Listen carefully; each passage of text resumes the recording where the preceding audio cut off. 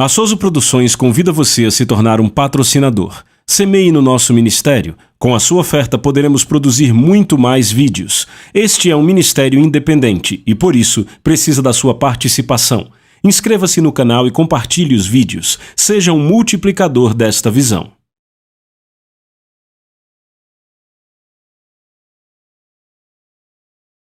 Os versículos usados nos vídeos que traduzimos nem sempre correspondem a versões em português. Muitas vezes precisamos traduzir do original em inglês para fazerem sentido no contexto do vídeo.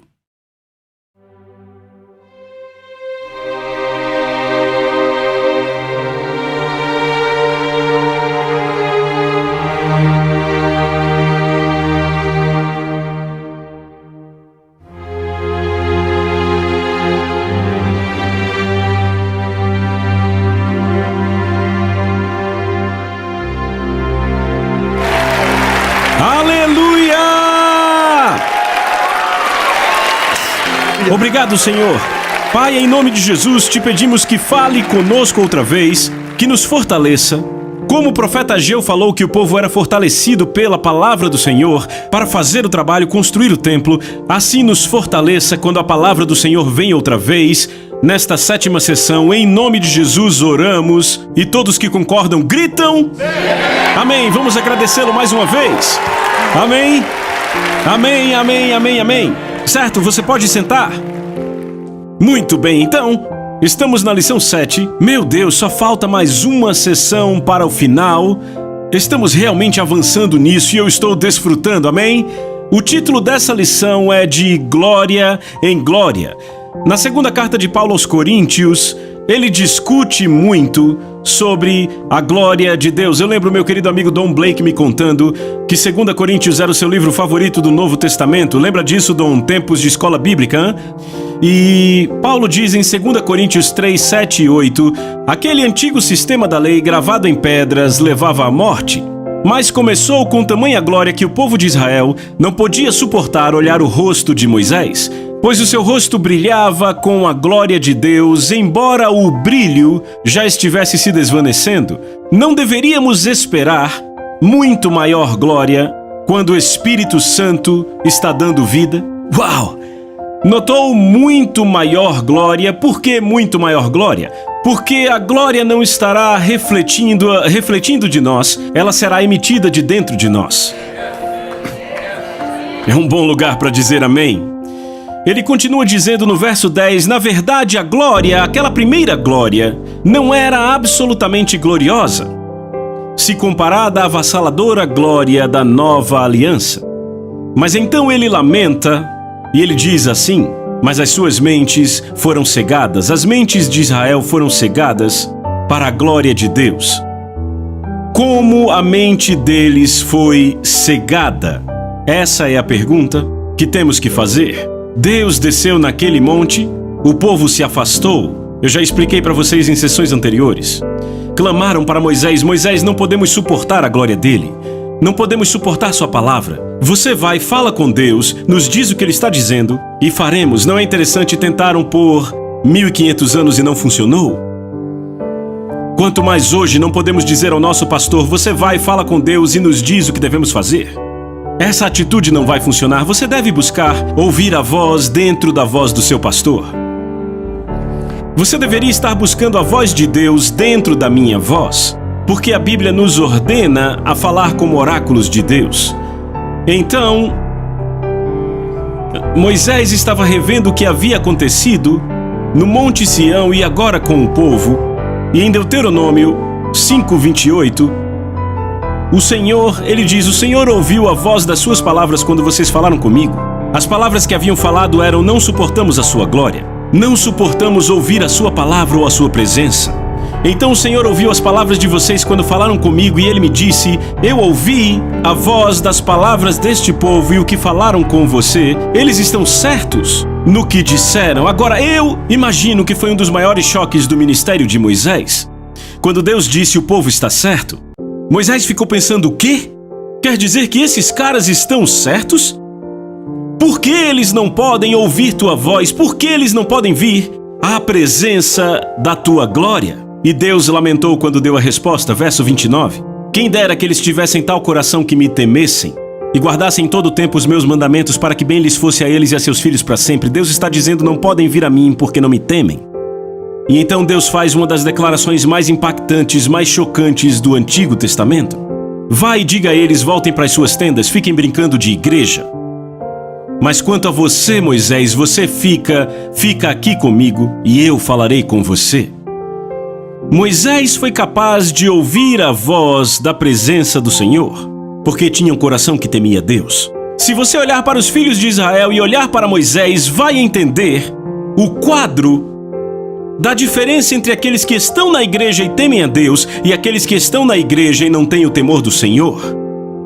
Israel definitivamente representaria alguém na igreja hoje que não tem o temor do Senhor. Sabe, olhe para Israel. Paulo disse que eles são exemplos para nós. Todos saíram do Egito e o Egito é um tipo para o mundo, não é verdade? Então todos foram libertos por Deus do mundo. Todos comeram a mesma comida espiritual, beberam a mesma bebida espiritual, foram todos batizados. Sabe, todas as coisas que acontecem a um crente hoje aconteceu com Israel, mas eles não temiam a Deus. Mas como assim não temiam a Deus? Lembra quando Moisés foi enviado por Deus para levar a palavra da libertação? Lembram disso? Moisés foi a Faraó e disse: assim diz o Senhor, deixe o meu povo ir para me adorar no deserto. Faraó disse: parece que o seu povo não está ocupado o suficiente. Então eu vou fazê-los trabalhar um pouco mais. Então agora, eles não só tinham que fazer a mesma quantidade de tijolos, mas agora eles também tinham que ir atrás da palha. Você consegue imaginar? Esse povo provavelmente fazia tijolos das 5 da manhã até as 6 horas da tarde todo dia. E agora eles tinham que acordar às 4 da manhã, ir para o campo enquanto a lua ainda estava brilhando no campo e pegar a palha, mas quanto aos tijolos não podia faltar nenhum. Uau! A pregação de Moisés trouxe mais dificuldade às suas vidas. E sabe o que disseram a Moisés? Moisés, nos deixe em paz! Pare de pregar para o faraó, você está tornando nossa vida mais difícil. Então, depois que Deus finalmente os liberta, Moisés os guia para fora do Egito e os leva pelo Mar Vermelho, e daí o coração de Faraó é outra vez endurecido e ele os persegue com as melhores carruagens do mundo, e eles estão diante do mar, prestes a serem estraçalhados. E ouçam o que eles disseram a Moisés, o povo estava realmente irado. Disseram em Êxodo 14:12, não foi isso que te dissemos no Egito? Dissemos: deixe-nos em paz, para que sirvamos aos egípcios, pois seria melhor para nós. Repitam estas palavras: seria melhor para nós. Diga de novo. Diga outra vez. Se alguma vez encontrarem estas palavras em vocês, isso é um sinal da falta do temor do Senhor. E você nunca cumprirá seu destino em Deus com essas palavras em você. Se os cristãos antigos nos séculos XV e XVI, durante a Inquisição, dissessem o que é melhor para mim, enquanto eram amarrados e queimados em um tronco, se a igreja antiga perguntasse o que é melhor para mim, por alguma razão a igreja do século XXI acha que Deus está no negócio de nos deixar confortáveis e felizes o tempo todo, mesmo às custas do avanço do seu reino. Estão muito errados. Os filhos de Israel esperavam que a libertação chegasse com facilidade, que ela chegasse com conforto e prazer, mas quando não aconteceu como eles pensavam, reclamaram, repitam, reclamaram. E se olharmos para Deus, Ele outra vez os liberta. Disseram: seria melhor para nós se tivesse nos deixado no Egito. Dissemos no Egito: nos deixe em paz. Mas Deus, em sua misericórdia, abriu o Mar Vermelho e eles viram os que eram seus opressores há mais de 400 anos enterrados debaixo do mar. E então eles chegam do outro lado e estão celebrando, dançando diante do Senhor, se alegrando, todas as mulheres e crianças. Agora, finalmente, nunca mais duvidarão desse maravilhoso Deus outra vez, mais 3 dias depois. Eles chegam num lugar para pegar água, estão sedentos e a água é amarga. E dizem: teria sido melhor se estivéssemos no Egito. Outra vez Deus torna a água pura e então alguns dias depois começam a reclamar da comida. Enquanto Deus estava fazendo para eles o que queriam e quando queriam, estavam louvando a Ele. Mas quando Deus não estava fazendo o que queriam, quando queriam, estavam reclamando. Reclamar é um sintoma da falta do temor do Senhor. Deus odeia isso. Foi um dos 5 pecados que os tirou da terra prometida. Deus detesta reclamação, imoralidade idolatria, tentar ao Senhor. Você está comigo? Deus põe a reclamação na mesma lista. Por que Deus odeia a reclamação? Porque a reclamação diz a Deus: eu não gosto do que você está fazendo na minha vida, se fosse eu, faria diferente. É um desrespeito ultrajante à posição de autoridade dele. É falta de temor do Senhor. Mas Moisés é totalmente diferente. Moisés, a Bíblia diz, se lermos em Hebreus capítulo 11, versos 24 a 26, pela fé, Moisés, quando já homem, se recusou a ser chamado filho da filha de Faraó, escolhendo ser maltratado. Atenção à palavra escolhendo. Repitam, escolhendo. Escolhendo ser maltratado junto com o povo de Deus ao invés de usufruir dos prazeres transitórios do pecado, estimando a vergonha de Cristo como maior riqueza do que os tesouros do Egito, pois contemplava a recompensa. Note que ele buscava a recompensa, ou seja, ele escolheu sofrer. Eles não escolheram sofrer, mas Moisés sim. Ele deixou o lar mais rico do mundo e escolheu sofrer, porque ele estimou mais as riquezas de Cristo do que os tesouros do Egito, pois contemplava a recompensa. E que recompensa era essa? Ah, você tem que ir para o deserto para saber. Entenda, Moisés passou pelas mesmas coisas que o povo passou. Ele encontrou água amarga assim como todo mundo encontrou água amarga. Não é verdade? Ele ficou diante do Mar Vermelho assim como eles ficaram diante do Mar Vermelho. Mas enquanto eles reclamavam, ele foi a Deus. E Deus disse: levante, estenda o seu cajado. Sabe, eu descobri que Deus não tem problemas quando vamos direto a Ele. O que Ele não gosta é quando reclamamos dele a outro cristão. É melhor se preparar para a resposta se for reclamar direto com Ele. Jeremias fez isso uma vez reclamando. Ele disse: Senhor, você para mim é um ilusório ribeiro. Rapaz, Deus mostrou bem a ele. Ele disse: se você se arrepender e parar com essas palavras vis, farei de você meu porta-voz. Então você pode levar suas reclamações direto para Deus, mas é melhor ter estômago para lidar com a forma como Ele vai tratar isso. O que Ele odeia é quando se reclama um para o outro. Estão comigo? Você está comigo? De qual recompensa Moisés estava atrás? Bem, se você lembrar do deserto, Deus foi até Moisés em Êxodo 33 e disse: quer saber? Muito bem, já basta dessas reclamações? Então eis o que eu vou fazer: eu vou enviar um anjo. E esse anjo vai guiar vocês até a terra prometida, a terra pela qual esperam há centenas de anos. E esse anjo lançará fora os cananeus, amorreus, heteus, ferezeus, heveus e todos os outros zeus. Ele disse: eu vou dar a vocês a terra que mana leite e mel, mas ele disse: eu não vou. Disse: a minha presença não irá com vocês. Agora, se Deus tivesse dito isso aos filhos de Israel, eles teriam dado uma festa e ido. Porque se eles preferiram o Egito sem Deus, tenho certeza que iriam para a terra prometida com um anjo. Mas o que Moisés diz a Deus? Moisés diz em Êxodo 33, verso 15: Deus, se a tua presença não vai comigo, não nos faça subir deste lugar. Que lugar é esse? O deserto, o lugar de dificuldade. Moisés disse: prefiro estar no deserto. Eu prefiro ficar fora da terra prometida, no deserto, longe das tuas promessas, nesse lugar difícil e árido, com a tua presença, a estar na terra prometida sem a tua presença. Porque a recompensa que ele estava buscando era a presença gloriosa de Deus. Este é um homem que teme a Deus. O povo de Israel servia a Deus pelo que ele poderia fazer por eles. Me salvou, me curou, me libertou. Moisés servia a Deus pelo que ele era. Você ainda está comigo? Por fora não dava para dizer a diferença entre Moisés e os filhos de Israel. Moisés temia a Deus. Portanto, discernia o coração e os caminhos de Deus e por isso foi chamado amigo de Deus. Israel não temia Deus, eles ficaram cegos e o entendimento deles foi obscurecido, por isso estavam sempre fora de sincronia com o que Deus fazia. Veja, se lhe faltar o temor do Senhor, você ficará fora de sincronia com o que Deus faz. Se você tiver o temor do Senhor, estará perfeitamente sincronizado, pois o temor do Senhor é a chave para a sabedoria. É um bom lugar para dizer amém. Não é diferente hoje. O cristianismo quase se tornou um clube. Lembra por que você se filiava a um clube quando era criança? Por que fazia isso? Para pertencer a algo?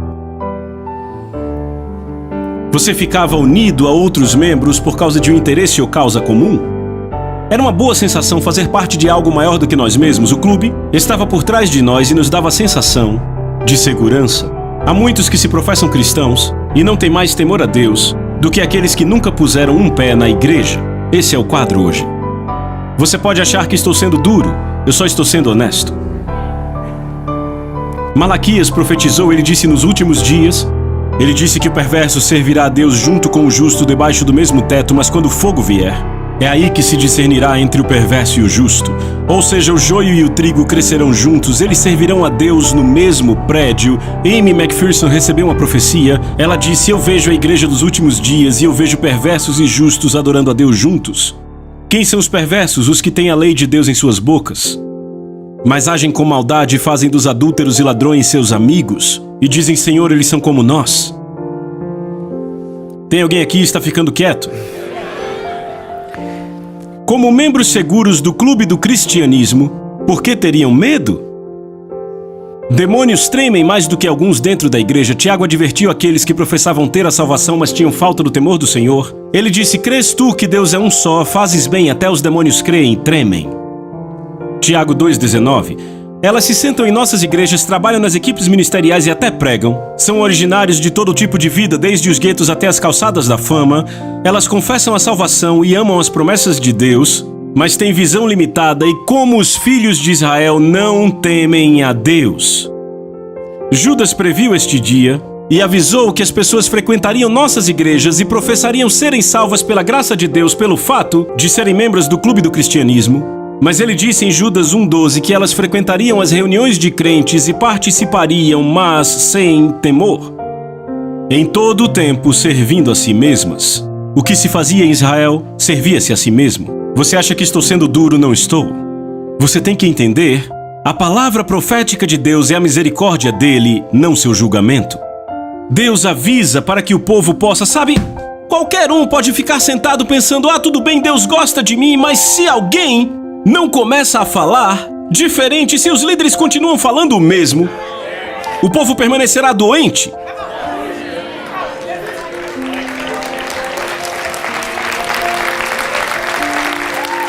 Precisamos de profetas.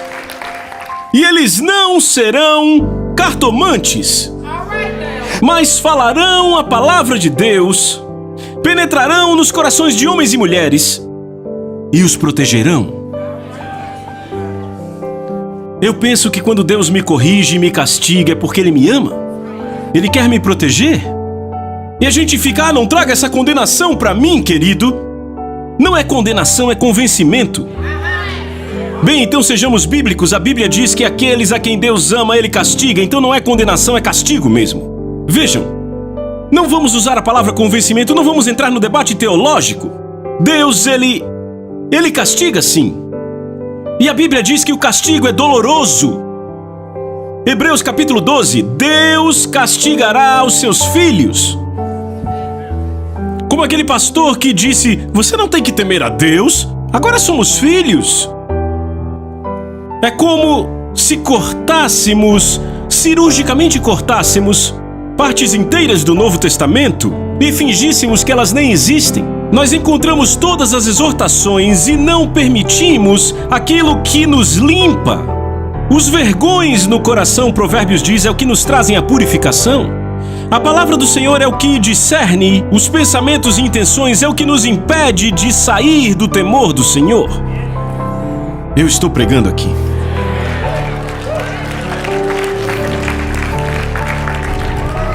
Uma pessoa que teme a Deus treme diante da sua palavra. E o que significa isso, tremer diante da palavra? Significa obedecer imediatamente. Significa que você obedece mesmo que não faça sentido. Faz sentido quando Deus diz: pegue a promessa pela qual você esperou 25 anos e a mate.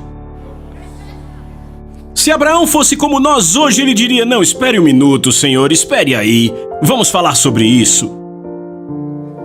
Não fazia sentido. Deus não disse: se você o oferecer, isso vai garantir que eu enviarei meu filho. Ele não deu uma razão, ele disse: faça. E a Bíblia diz que Abraão, cedo na manhã seguinte, obedeceu imediatamente. Ele obedeceu quando não fazia sentido. Tremer diante da sua palavra é obedecer mesmo que doa. Saiba disso, Abraão sentia dor enquanto andava 3 dias. Ele ouviu a voz de Deus e olhou 2 dias e meio depois da sua jornada, lá estava o monte, e ele ia colocar a pessoa mais importante da sua vida para morrer, só porque Deus disse para fazê-lo e não deu uma razão. E nem lê um livro chamado Gênesis para você ler e saber o que fazer. Tremer diante da sua palavra e obedecer mesmo sem ver benefício. Quantas pessoas hoje obedecem a Deus se veem benefício? Se não há benefícios, não fazem. E quanto a Esther? Ela é rainha. E ela vai diante daquele rei. Ela poderia perder a sua cabeça se ele apontasse o cetro para ela. Ele era seu marido. Mas se apontasse para ela o cetro real, a cabeça rolava, querido. Sem perguntas. Ela disse, ele vai cortar minha cabeça, eu não vou diante do rei. É o meu marido, mas eu não vou diante do rei. E Mordecai diz, você se tornou rainha para um tempo como esse. E ela disse, diga às mulheres que jejuem, eu vou ao rei, se eu morrer, morri. Ela não tinha nada a ganhar, ouça, ela não tinha nada a ganhar e tudo a perder. Nada a ganhar e tudo a perder. Ela temia a Deus, obedeceu sem ver benefícios, tremeu diante da sua palavra. Sabe, tremer diante da sua palavra significa obedecer até o fim. Repitam, até o fim. Já falaremos disso. Jesus propôs uma pergunta interessante. Muitas vezes omitimos e evitamos isso, ou seja, não falamos. Mas Jesus disse em Lucas 6,46, por que me chamais Senhor, Senhor? E notem que ele diz Senhor 2 vezes. Ou seja, a ênfase está em Senhor. Quando os hebreus queriam enfatizar, repetiam a palavra 2 vezes. Era assim que eles enfatizavam, escrevendo 2 vezes. Se fosse Jesus, ele diria assim, por que vocês me chamam Senhor e não fazem o que eu digo? Ele teria dito dessa forma, por isso que Lucas usou a palavra Senhor 2 vezes. A palavra grega Senhor é a palavra Kurios. Significa supremo em autoridade e carrega a conotação de posse. Temos 2 escolhas, amigos, como crentes. Podemos entregar completamente a propriedade das nossas vidas a Jesus ou podemos retê-la e permanecer presos sob o domínio do engano. Se tememos a Deus, nos inclinamos completamente à sua autoridade e ao seu reinado. Isso garante a ele total e irrestrita posse sobre nós, e isso literalmente nos torna servos dele. Repitam, servos. Você descobre que Paulo, que Tiago, que Pedro e Judas, todos referiam-se a si mesmos como servos. Mas o que é um servo? Ele se entrega liberalmente em serviço. Ele não é um escravo, porque o escravo não pode ter escolhas. Ele serve por amor. Então, quando Paulo se diz servo de Jesus, está dizendo que se entrega completamente a Ele, pelo amor que tem a Ele. Estão vendo isso? Por isso, Paulo pôde enfrentar bravamente as cadeias e tribulações e dificuldades que o aguardavam em cada cidade. Ele pôde dizer com determinação, e agora, constrangido em espírito, vou para Jerusalém, Atos 20 e 22. O Senhor estava forçando Paulo? É claro que não. Paulo entendeu que ao cumprir a vontade de Deus, ele sofreria. Não somos masoquistas, não queremos sofrer, mas temos que entender, no mundo teremos tribulações. O curso desse mundo segue diretamente oposto ao reino de Deus. Se você é um cristão e não está experimentando a oposição, é possível que você esteja morno, fluindo com o mundo. Porque a minha Bíblia diz que todos aqueles que vivem piedosamente em Cristo irão sofrer perseguição. Pessoas mornas não são perseguidas. Paulo mais tarde diz no verso 24 de Atos 20, mas nada disso me move, nem considero minha vida preciosa a mim mesmo, contanto que complete minha carreira com alegria. Eu amo isso, uma das minhas passagens favoritas de Paulo. Contanto que eu complete minha carreira com alegria. Quando Jesus perguntou por que me chamais Senhor, Senhor e não fazeis o que eu digo, ele estava na verdade dizendo, não se enganem me chamando de Senhor enquanto continuam a viver a vida de vocês como se ela pertencesse a vocês. A vida do rei Davi exemplifica perfeitamente isso. Deus enviou a Saul um comando através do profeta Samuel. Samuel vai até Saul, eu acredito, eu acho que é 1 Samuel 15. E Samuel diz, assim diz o Senhor, eu quero que você vá e destrua totalmente os amalequitas, destrua cada homem, cada mulher, cada criança e cada animal. Agora, quando Samuel entrega essa palavra, Saul não olha para Samuel e diz, você está brincando comigo e sai andando? Isso é o que chamaríamos de desobediência e rebelião? Não. Saul imediatamente vai e reúne seus exércitos. E eles atacam Ameleque. Agora, eles matam dezenas de milhares de homens, mulheres e crianças. Mas ele poupa um homem, o rei. Provavelmente queria um troféu em seu palácio. Você tem que lembrar, se você fosse um rei naquela época e derrotasse outro rei, se o tomasse vivo, ele era um troféu em seu palácio. Ele matou dezenas de milhares de animais, mas ele poupou exatamente os melhores, para dar ao povo para que eles pudessem sacrificar ao Senhor Deus. Estão acompanhando? Mas então, Deus diz a Samuel, alguns dias depois: arrependo-me grandemente de haver constituído Saul rei, porquanto deixou de me seguir e não executou conforme meus mandamentos.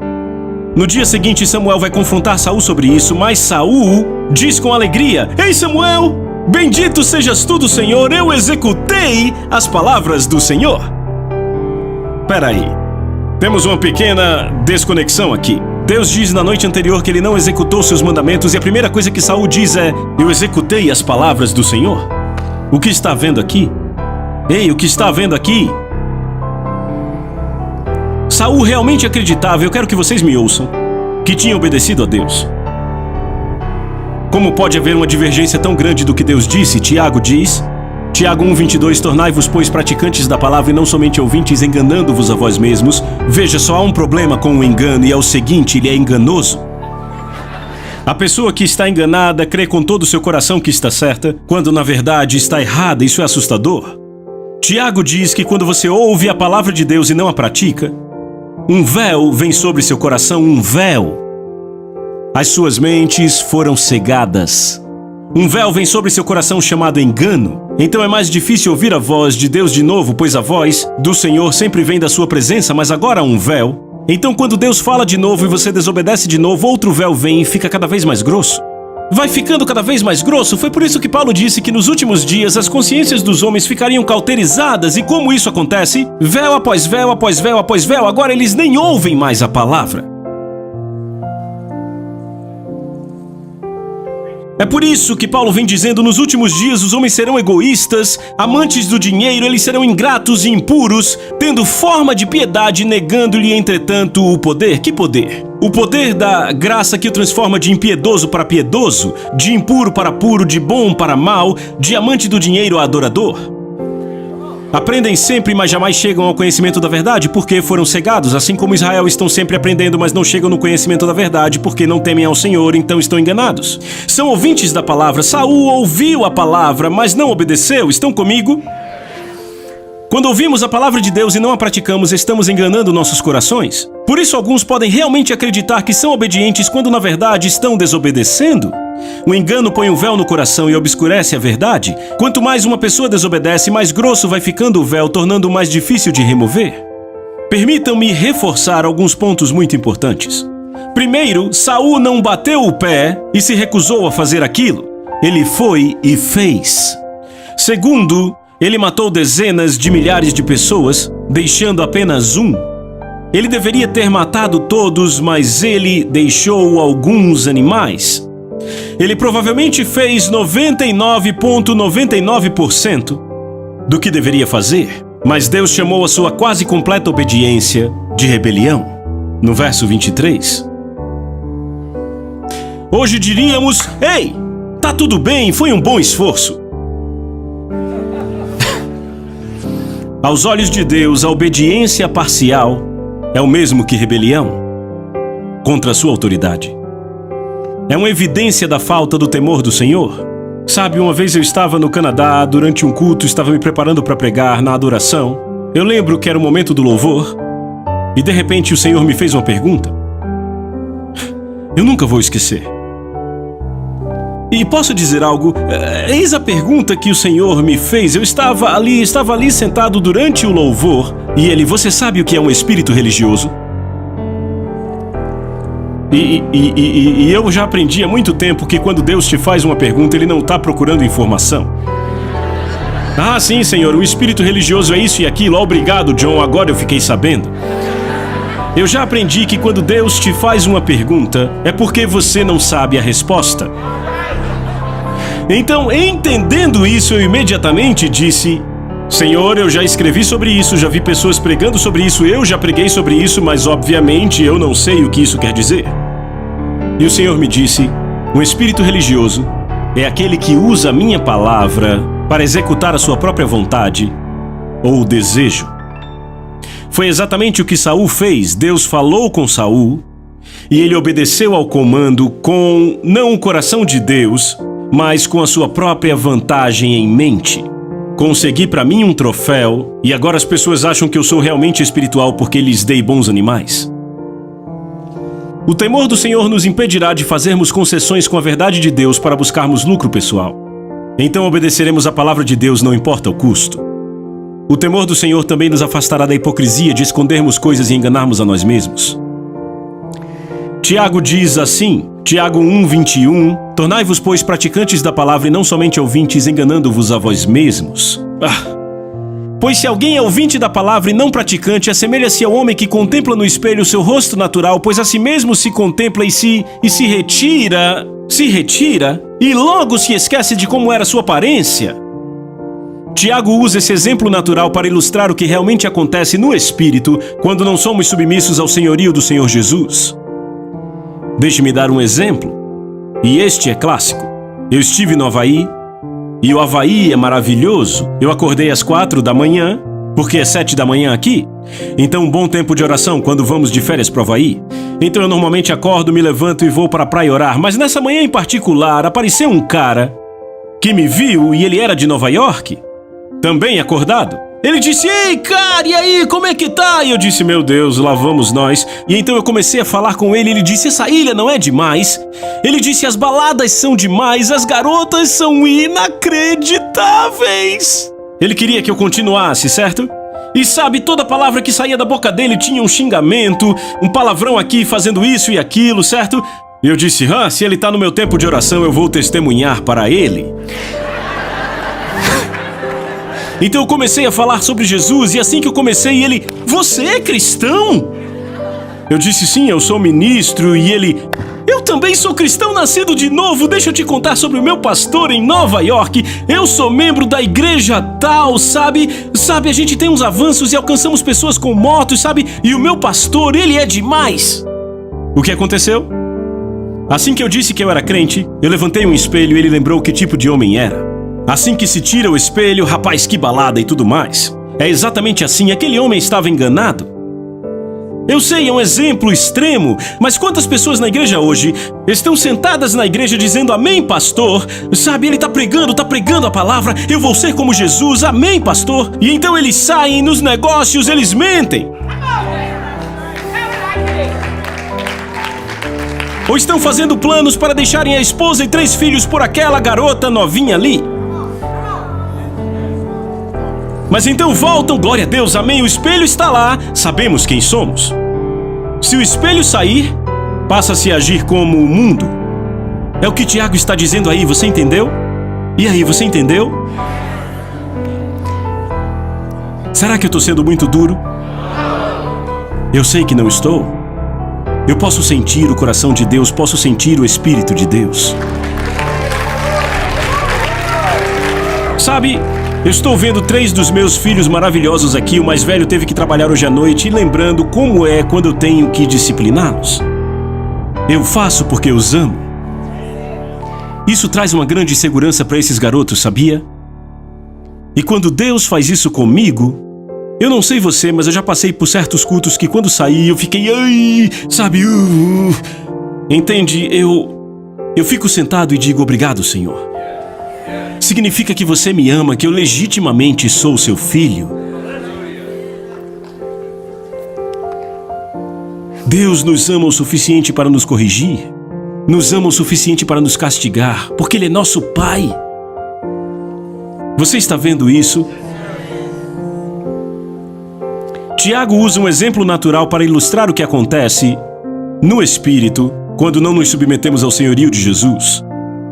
O problema é que não há transformação. Você levanta o espelho, sim, nasci de novo. Abaixa o espelho, negócios desonestos. Sabe o que Deus diz em Salmos 55:19? Porque não há neles mudança nenhuma. E não temem a Deus. Nos últimos dias, há pessoas que amam o dinheiro e a si mesmas e dizem nasci de novo. E negam o poder de Deus que podia mudá-las, porque não temem a Deus, elas não mudam. Elas têm um véu. Repitam, véu. No deserto, os filhos de Israel sofriam da mesma falta de visão de um coração com véu. O véu se chamava engano. Ouviam a palavra de Deus, viam seu grande poder, mas permaneciam exatamente os mesmos.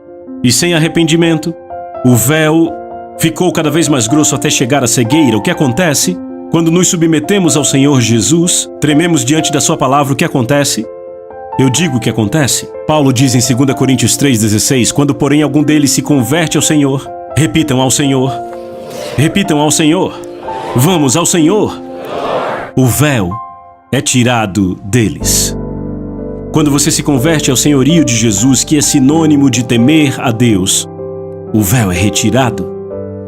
E ele diz, e todos nós, com o rosto desvendado, contemplando como por espelho a glória do Senhor, vamos sendo transformados na sua própria imagem, de glória em glória, como pelo Senhor no Espírito.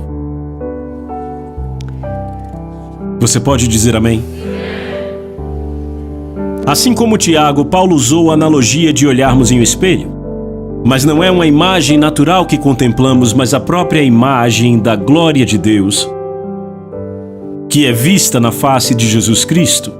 Essa imagem é revelada em nossos corações não apenas quando ouvimos a palavra, mas quando obedecemos. Tiago diz, aquele que considera atentamente na lei perfeita, lei da liberdade, e é fiel a ela, e nela persevera, não sendo ouvinte, negligente, que se esquece, mas um praticante ativo que obedece, esse será bem-aventurado no que fizer, em sua vida de obediência.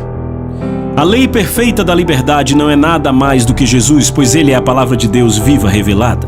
Quando buscamos a Jesus, permanecendo atentos à sua palavra sob a liderança do Espírito Santo e obedecemos ao que é revelado, nossos olhos permanecem claros e descobertos e discernimos sua glória. Lembrem, o desejo dele é de que nós contemplemos a sua glória. Ele lamentou quando Israel não permaneceu na sua gloriosa presença devido à falta do santo temor. Só quem tem o coração descoberto pode contemplá-lo.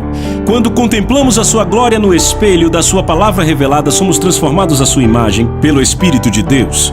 Então eu vou dizer a vocês, a obediência a Deus mantém os seus olhos descobertos. Com isso, vamos parar. E eu vou continuar a partir daí, na nossa última lição. Você aprendeu algo hoje?